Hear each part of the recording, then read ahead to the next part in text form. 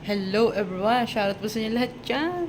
So, for today's video is nakakalungkot na araw. So, ngayon is July 16. Yan. Nakakalungkot na araw ito. Kasi this is our last day here dito sa bahay. So, flex ko lang sa inyo ang aking room. Yan, nag-stay ako ng 10 years dito. Medyo magulo pero masaya. Masaya ang room na to. May mga good and bad memories but still napaka gandang alalahanin yung mga magagandang memories. So, ayan. Although maraming nagbago dito. Ayan. Mga cabinet. Ayan. So, ayan. Ayan. Bed. Bed yung kasama ko dati. Ayan ang cabinet. Pasensya na kayo magulo kasi mga abubot na yung iba dyan. Itatapon na yan. Ayan. Yan ang aming room. Yan, dito ako nakahiga. Bed, social ang bed ko. Kung kailan malapit ng umalis, saka medyo gumanda yung bed.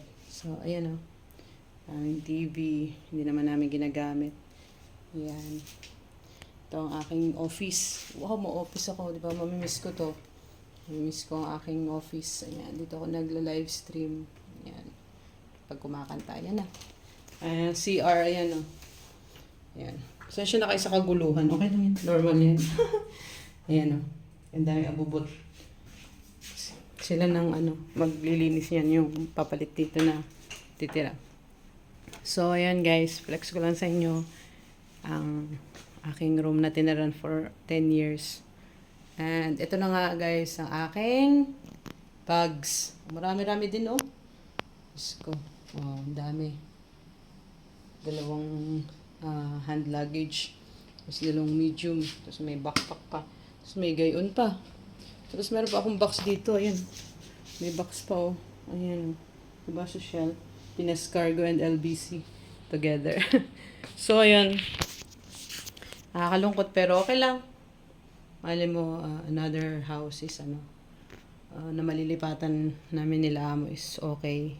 Konti lang yung linisin. Maliit lang. At least hindi masyadong malaki. Although nakakalungkot, but it's okay. Life must go on. So, ayan guys.